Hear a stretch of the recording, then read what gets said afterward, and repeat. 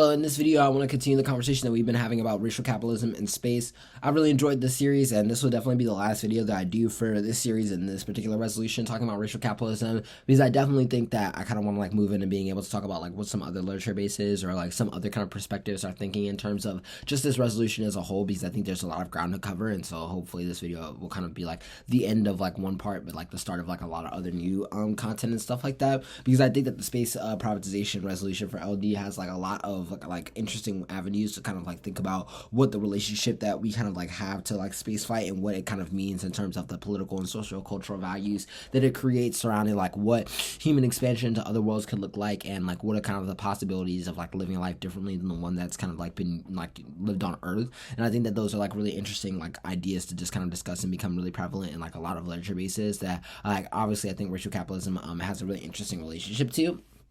And in this video, I kind of want to just round out this series by finishing to talk about what critical responses to racial capitalism look like, because we've done so much in this series in terms of developing different ways in which racial capitalism can be read, that I kind of just want to finish out how teams can better answer and respond to this argument from a critical affirmative lens and what that kind of looks like. Because in the last video, we talked a little bit about what the priorities against this argument looks like, and what the framing and thesis kind of portions of this argumentation may look like for various types of critical affirmatives, and what you should be trying to accomplish with those portions of the debate. And so hopefully, if you haven't already, you're watching those two videos or watching the last video to kind of get context for what we'll be talking about here as we move into talking about things like the linked debate, permutation, impact comparison, alternative debating. If we kind of start off just talking about linked debating as a whole, I definitely think that there's a lot to be said about the way in which you can kind of deal with a lot of the link arguments that will probably write as a form of racial capitalism. I definitely would say that a lot of the link arguments that people are going to read on this resolution are definitely probably mostly about the ways in which you're kind of thinking about the relationship between the affirmative and how you're able to get to the question of materiality. I think the easiest question for a lot of cap Ks to kind of gut a lot of to get a lot of critical affirmatives is to ask the question of what this imagination actually does to produce material strategy. A lot of the examples that teams will kind of be sourcing from in order to talk about the types of material work that they do will sometimes be examples of stuff that people did that people said were for instance futuristic in their kind of performance, but maybe that there wasn't some type of large epistemological kind of preconsideration before they kind of did that action, which is obviously debatable. But I think where a lot of teams will kind of beg the question of just being if it is a question of how we can create a different world outside of this one, and do so on the basis that is kind of outside of the extractory and financialized versions that capitalism kind of offers to us, then there has to be a material basis for that organizing, which is where a lot of these types of critical alternatives around commune organizing and stuff like that will probably come into the debate. And then I think it's just overall super important for the way that you're able to kind of consider what types of arguments are relevant or not. I think that when you're kind of considering for instance what types of arguments you should kind of be forming in terms of the link debate, when people read these types of arguments, I think that a lot of the stuff that you kind of want to be saying in return to materiality based capitalism arguments is just really indicting the over focus on materiality. I definitely think in the context of space, there are so many arguments to be made about why there is a justification or a necessity to be able to justify a way of thinking about our relationship to the world and new worlds that are being formed outside of the terms of the language that is given to us, that the way in which our current ability to produce a language for resistance operates only as one that is kind of stuck by the confines of the society and the world that we currently live in, because our vision is limited to that. And so it really becomes a question of ways in which we can create new grammars, new ways of thinking about coming together and socializing in ways that undo a lot of the violence that is kind of produced in through these forces of language and stuff that ultimately make our ability to kind of guide the question of materiality limited. And so I feel making arguments about why that allows for the question of being able to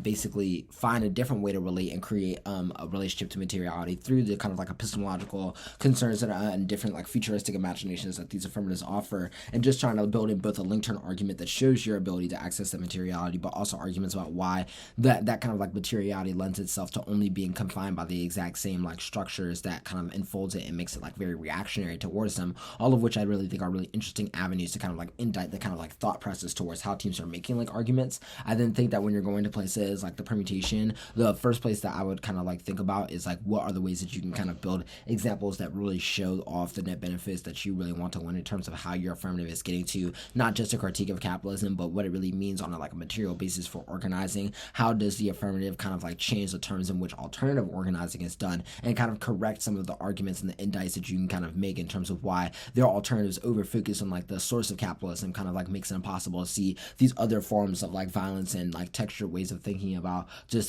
the way that people relate to that violence within these like movements, and thus kind of causes them to break down, causes a relationship to vertical organizing that mimics the violence of the state, that does kind of like its own kind of like carceral, unjust like series of violence. And I think that being able to indict those forms and make arguments about like why the alt is corrective to those processes is like super important in terms of like what types of examples you decide to choose, and like why you try to like, and how you kind of explain like how the affirmative is able to navigate those nuances, all of which I think like the more that you kind of commit to and combine with a lot of your framing arguments, the more value I think you'll get out of like making the permutation a viable strategy, which is where I feel like people will go the most often against racial capitalism, and that I don't think is necessarily a bad idea if you're kind of like doing it in a way that builds out like really nuanced explanation of these examples. And then I think when you kind of like move into places like the impact comparison and the alternative, I feel like the impact comparison needs to be like just a huge indictment on the idea that they can kind of like hedge the idea of the weight of capitalism on like any kind of these like critical literature bases, because like the way in which the impacts are kind of like situated or read, especially in the context of the evidence that is normally read, is just like we live in a society that is like dictated by capitalism that's moving as close to extinction, which a lot of your affirmatives will kind of acknowledge. And I feel like this is where you can start using that critique of vitality and the idea of just kind of like clinging on to like the necessity of like a human life that can be redeemed and being able to like retooled in order to create something more ethical, is a place where you can kind of like indict the way in which racial capitalism is kind of like mimicking the same kind of values of human universalism that kind of like lead up to the moment of violence that they're kind of like inspecting from like their own thesis questions and things like that. And so maybe using that against them could be like really helpful in terms of building out a really good impact comparison response, so that when you get to the alternative, a lot of the arguments that you're doing are kind of like explaining why those types of values, the overfocus on vitality, etc., all create the necessary like logic for what is sacrificed on the alternative, and what the alternative loses in terms of its ability to understand how violence operates, and thus what the affirmative is kind of able to correct in terms of its ability to theorize a different way of like relating to just life as a whole. And so hopefully this video will kind of be helpful in terms of your understanding of that, and hopefully this whole series has been helpful. And yeah, hopefully you'll tune in to other stuff I'll be doing with just space privatization as a whole. Thanks.